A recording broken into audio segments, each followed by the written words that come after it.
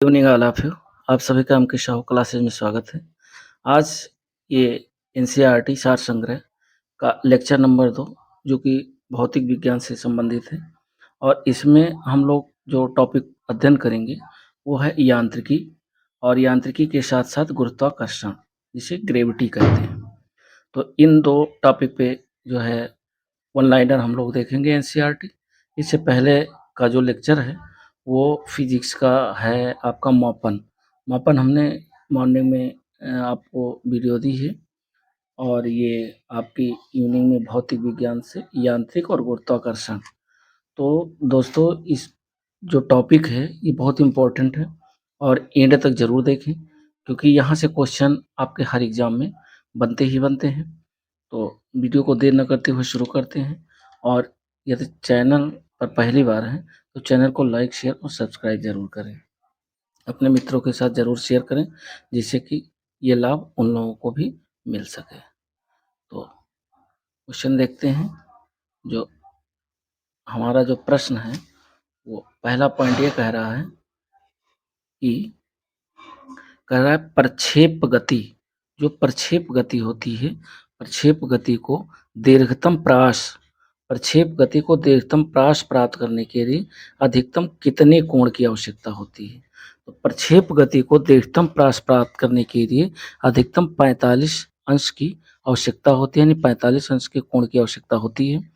और next point कह रहा है कि मनुष्य जब नदी के किनारे नाव से बाहर कूदता है, यानी नदी में नाव चल रही है और नाव में बैठा हुआ है और नाव से जब बाहर कूदता है तब नाव पीछे की ओर क्रिया प्रतिक्रिया पीछे की ओर खिसक जाती है। तो ये किस लिए होता है दोस्तों? ये होता है क्रिया प्रतिक्रिया के कारण। क्रिया प्रतिक्रिया के कारण नाव पीछे हट जाती है और जब नाव से आदमी कूदता है, मनुष्य कूदता है। नेक्स्ट पॉइंट कह रहा है कि संवेग परिवर्तन की जो दर है वह किसके बराबर होती है?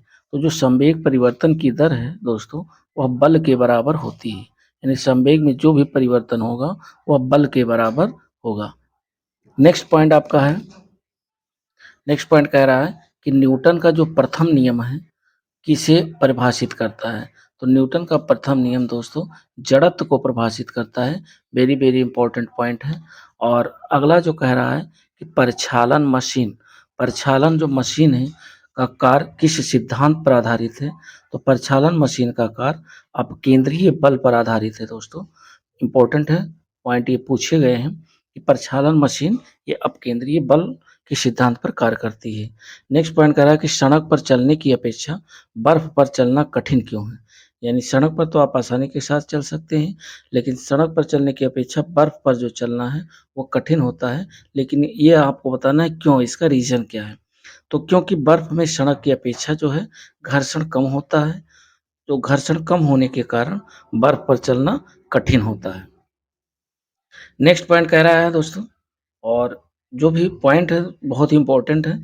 देखते हैं कि न्यूटन गति के जो नियम हैं वो पहला नियम क्या कह रहा है कि गति का प्रथम नियम, यानी न्यूटन गति का पहला नियम ये कहता है कि यदि कोई पिंड विराम अवस्था में है तो वह तब तक उसी अवस्था में रहेगा जब तक उस पर कोई बाह्य बल यानी बाहरी बल आरोपित न किया जाए, बाहरी बल न लगाया जाए। तो ये न्यूटन की गति का पहला नियम है।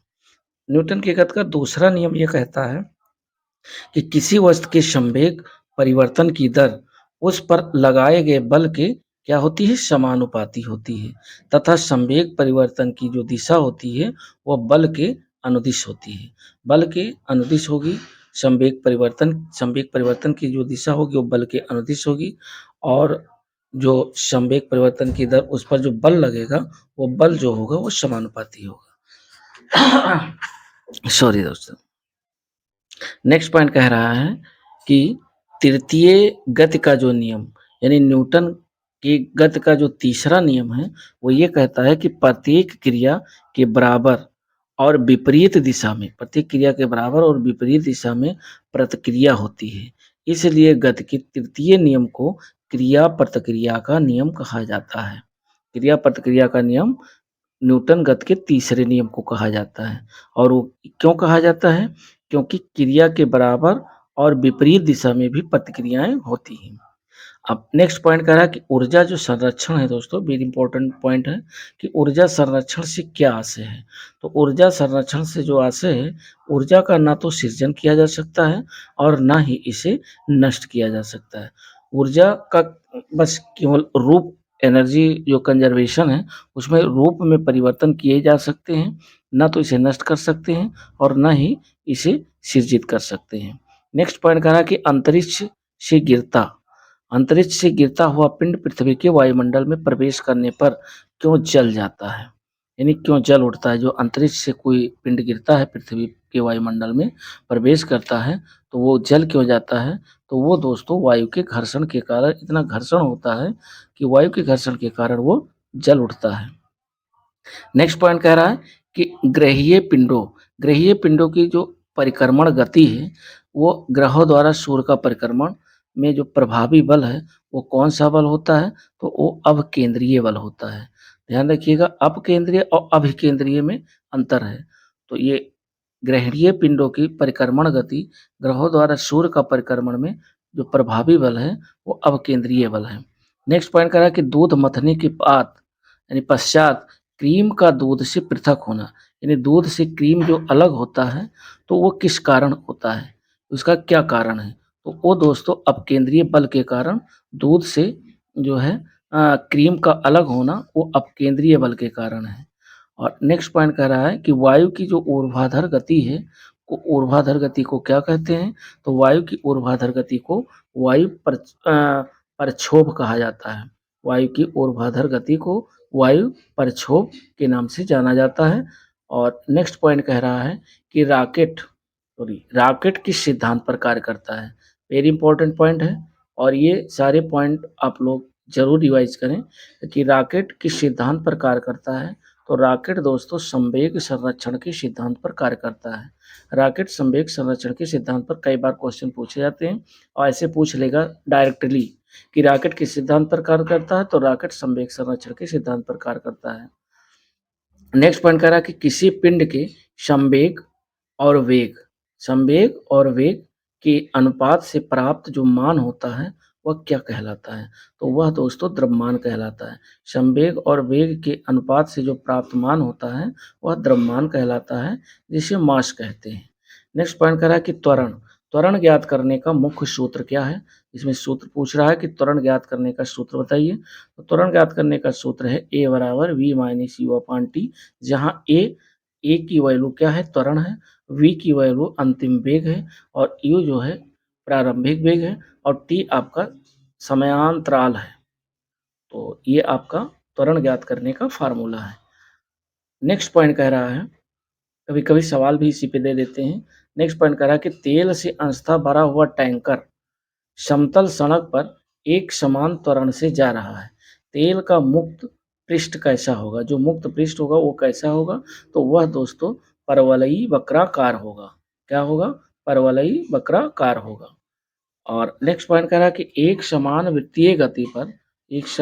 जो वित्तीय गति है उस पर त्वरण सदैव क्या रहता है, उपस्थित रहता है। एक समान वित्तीय गति जो गोलाकार गति है उस पर त्वरण हमेशा उपस्थित रहता है। नेक्स्ट पॉइंट कह रहा है कि किसकी उपस्थिति के कारण ब्लैक बोर्ड तथा कागज पर लिखना संभव है। तो ब्लैक बोर्ड और कागज पर लिखना संभव है दोस्तों घर्षण बल के कारण। किसकी उपस्थिति के कारण। तो ब्लैक बोर्ड पर तथा कागज पर लिखना जो हम लोग आसानी से लिखते हैं वह घर्षण बल के कारण आसानी से लिख लेते हैं।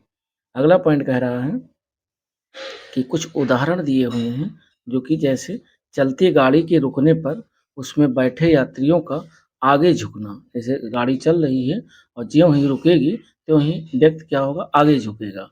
और पेड़ से फल टूटकर नीचे गिरना, कपड़े को डंडे से पीटने पर धूल कणों का अलग होना। ये दोस्तों उदाहरण है किसके, ये आपके उदाहरण है घर्षण बल के। अगला कह रहा है कि गेंद गेंद पकड़ते समय खिलाड़ी अपने हाथों को पीछे की ओर खींच लेता है। और नेक्स्ट पॉइंट कह रहा है कि बंदूक से गोली निकलते समय बंदूक पकड़ने वाले व्यक्ति को पीछे की ओर धक्का यानी पुश लगता है। और रॉकेट वायुयान की गति चप्पू चलाने पर नाव का आगे बढ़ना। ये दोस्तों एग्जाम्पल्स हैं। और आगे हम लोग देखते हैं कि सरल आवर्त गति किसे कहते हैं। वेरी वेरी इंपॉर्टेंट पॉइंट है। कहता है सरल आवर्त गति के दोलन में किसकी आवश्यकता होती है। यानी सरल आवर्त गति के दोलन में किसकी आवश्यकता होती है, तो वो दोस्तों आवश्यकता होती है प्रत्यास्थता एवं जड़त्व। प्रत्यास्थता एवं जड़त्व दोनों की, प्रत्यास्थता की भी आवश्यकता होती है और जड़त्व यानी दोनों की आवश्यकता होती है। इसमें सरल आवर्त गति में सॉरी। अगला कह रहा है कि कमानी तुला। कमानी तुला किस सिद्धांत पर कार्य करती है, तो कमानी तुला जो होती है दोस्तों वो हुक के नियम के सिद्धांत पर कार्य करती है। वेरी वेरी इंपॉर्टेंट पॉइंट है। और अगला पॉइंट कह रहा है कि जब एक कार की गति गति को दुगनी कर दी जाती है तब उसको उतनी ही दूरी में रोकने के लिए ब्रेक जो बल है वो कितना लगाना होगा। तो यदि गति दुगनी कर दी जाएगी तो ब्रेक बल जो लगेगा वह 4 गुना, जस्ट इसका दूना हो जाएगा यानी 4 गुना लगेगा। नेक्स्ट पॉइंट कह रहा है कि जेट इंजन किस सिद्धांत पर कार्य करता है। जेट इंजन रेखीय संवेग संरक्षण के सिद्धांत पर कार्य करता है। कई बार क्वेश्चन दोस्तों ये सब पूछे गए हैं और विभिन्न एग्जामों में, और सीधे सीधे डायरेक्टली ऐसे क्वेश्चन पूछे गए हैं कि जेट इंजन किस सिद्धांत पर कार्य करता है, तो रेखीय संवेग संरक्षण के सिद्धांत पर कार्य करता है। अब हम लोग देखते हैं कि प्रथम, द्वितीय और तृतीय श्रेणी के जो उत्तोलक हैं, यहाँ से भी डायरेक्टली क्वेश्चन पूछते हैं और कभी-कभी मैचिंग और कूट में भी क्वेश्चन पूछ लेते हैं कि प्रथम श्रेणी के उत्तोलक बताइए। तो प्रथम श्रेणी के जो जो उत्तोलक हैं वो देखते हैं। एक तो कैंची आपका प्रथम श्रेणी का है, हैंडपंप है, साधारण तुला, तुला समझ रहे होंगे तराजू, और प्लास, ये दोस्तों आपके प्रथम श्रेणी के उत्तोलक हैं। द्वितीय श्रेणी के उत्तोलक की बात करें तो जो सरौता है, नींबू है, नींबू निचोड़ने वाली जो मशीन है, ये आपके द्वितीय श्रेणी के उत्तोलक हैं। तृतीय श्रेणी के उत्तोलक की बात करें तो स्टेपलर आपका तृतीय श्रेणी का उत्तोलक है। चिमटा जिससे रोटी सेकी जाती है, तो ये तृतीय श्रेणी का उत्तोलक है। और मनुष्य का जो हाथ है ये भी तृतीय श्रेणी का उत्तोलक है। तो ये तीनों श्रेणी के जो उत्तोलक हैं इन्हें ध्यान रखिएगा। ये यहाँ से क्वेश्चन मैचिंग, कोट और वन लाइनर पूछते हैं। नेक्स्ट पॉइंट हम लोग देखते हैं। और अगला पॉइंट कह रहा है कि पृथ्वी पर जो पलायन वेग है, पृथ्वी पर पलायन वेग कितना है। तो दोस्तों पृथ्वी पर जो पलायन वेग है वो 11.2 किलोमीटर प्रति सेकंड है। इतना जो है इसका वेग है, ध्यान रखिएगा पलायन का वेग। और नेक्स्ट पॉइंट कह रहा है कि यदि चक्कर लगाते हुए अंतरिक्ष यान से एक सेप छोड़ा जाए, यानी चक्कर लगा रहा है, गोलाकार चक्कर लगा रहा है और उसी अंतरिक्ष से एक सेप छोड़ा जाता है, तो उसकी गति क्या होगी। तो अंतरिक्ष यान के साथ साथ उसकी भी उसी गति से वो गतिमान होगा, सेप भी उसी गति से उसके चारों ओर गतिमान हो जाएगा। तो अंतरिक्ष यान के साथ साथ उसी गति से सेप भी गतिमान होगा। नेक्स्ट पॉइंट कह रहा है कि अंतरिक्ष यात्री जो है निर्वात में सीधे खड़े क्यों नहीं रह सकते, क्योंकि अंतरिक्ष में जो है गुरुत्वाकर्षण बल जो होता है उसकी अनुपस्थिति होती है, यानी गुरुत्वाकर्षण बल वहाँ नहीं होता है, जिस कारण अंतरिक्ष यात्री निर्वात में सीधे खड़े नहीं रह सकते हैं। और नेक्स्ट पॉइंट कह रहा है कि पृथ्वी की चारों ओर परिक्रमा कर रहा एक कृत्रिम उपग्रह गुरुत्वाकर्षण के विरुद्ध अपकेंद्रीय बल के प्रभाव के कारण नहीं गिरता है। किस बल के कारण, तो ये है दोस्तों अपकेंद्रीय बल के कारण नीचे नहीं गिरता है। नेक्स्ट पॉइंट कह रहा है कि एक भू उपग्रह किस बल के प्रभाव से अपने कक्ष में निरंतर गति करता है। यानी जो भू उपग्रह है वह किस बल के कारण अपने कक्षा में निरंतर गति करता है, तो वह दोस्तों है अपकेंद्रीय बल। अपकेंद्रीय बल के कारण भू उपग्रह जो है निरंतर गति करता रहता है अपने कक्षा में। नेक्स्ट पॉइंट कह रहा है कि चंद्रमा की सतह पर जो पलायन वेग है वो पृथ्वी की सतह की अपेक्षा कम होता है। राइट है, कम होता है। और क्यों कम होता है, क्योंकि चंद्रमा की त्रिज्या पृथ्वी की त्रिज्या से कम होती है। यानी चंद्रमा की जो त्रिज्या है वो पृथ्वी की त्रिज्या से कम होने के कारण चंद्रमा की सतह पर जो पलायन वेग है वो पृथ्वी की सतह की अपेक्षा कम होता है। नेक्स्ट पॉइंट कह रहा है कि भारहीनता की स्थिति किस कारण होती है। तो भारहीनता की जो स्थिति है वो दोस्तों वह गुरुत्वाकर्षण की शून्य स्थिति के कारण होती है। यानी भारहीनता की स्थिति जो होती है वो गुरुत्वाकर्षण की शून्य स्थिति के कारण होती है। नेक्स्ट पॉइंट कह रहा है कि एक लड़की झूले पर बैठी स्थित में झूला झूल रही है। स्थिति में झूला झूल रही है, उस लड़की के खड़े हो जाने पर जो आवर्तकाल होगा, आवर्तकाल पर क्या प्रभाव पड़ेगा दोस्तों? तो आवर्तकाल जो है वो कम हो जाएगा। यानी एक लड़की झूले पर झूलने की स्थिति में झूला झूल रही है, झूले पर बैठी स्थिति में झूला झूल रही है और यदि लड़की झूले पर ही खड़ी हो जाती है, तो खड़ी हो जाने पर जो आवर्तकाल होगा वह कम हो जाएगा। ध्यान रखिएगा, इम्पोर्टेंट पॉइंट है। अगला पॉइंट कह रहा है कि लोलक की जो लंबाई है वो बढ़ जाती है और बढ़ जाने का जो कारण है दोस्तों, वह लोलक घड़ी गर्मियों में धीमी हो जाती है। गर्मियों में क्या होती है? धीमी हो जाती है, जबकि शीतकाल में वह तीव्र गति से चलने लगती है। तो ये भी पॉइंट कई बार पूछा गया है विभिन्न एग्जामों में, ध्यान रखिएगा। और नेक्स्ट पॉइंट कह रहा है कि हवा में लोहे और लकड़ी की जो समान भार की गेंद को, यानी हवा में लोहे और लकड़ी की समान भार की गेंद को एक समान ऊंचाई से गिराने पर क्या प्रतिक्रिया होगी? क्या प्रतिक्रिया होगी? तो जो लकड़ी होगी वो लकड़ी की गेंद बाद में गिरेगी, यानी हवा में लोहे और लकड़ी की समान भार की गेंद को एक साथ समान ऊंचाई से गिराया जाता है नीचे, तो गिराने पर क्या होगा कि जो लकड़ी की गेंद है वो बाद में गिरेगी, लकड़ी की गेंद बाद में गिरेगी। और नेक्स्ट पॉइंट हम लोग देखते हैं। अगला पॉइंट कह रहा है कि यदि वायु प्रतिरोध को नगण्य कर दिया जाए, क्या कर दिया जाए? वायु प्रतिरोध को नगण्य कर दिया जाए तथा एक समान आकार के लकड़ी, लोहा और मोम के टुकड़ों को समान ऊंचाई से पृथ्वी पर गिराया जाए, तो सभी क्या होंगे? एक साथ पृथ्वी की सतह पर पहुंचेंगे।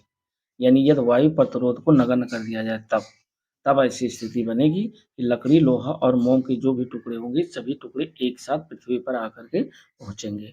नेक्स्ट पॉइंट कह रहा है कि पृथ्वी के किस स्थान पर किसी पिंड का जो भार है वह सर्वाधिक होता है? तो पृथ्वी के जो ध्रुवों पर है दोस्तों, पृथ्वी पर जो स्थान आपका ध्रुवों का है, वहाँ पर जो पिंड का भार होता है वह सबसे अधिक होता है। नेक्स्ट पॉइंट आपका कह रहा है कि पृथ्वी के केंद्र से ध्रुवों की ओर, ध्यान रखिएगा, पृथ्वी के सेंटर से यदि ध्रुव की तरफ जा रहे हैं, तो ध्रुवों की दूरी कम होने के कारण ध्रुवों पर स्थित पिंड पर पृथ्वी द्वारा अधिक क्या होगा?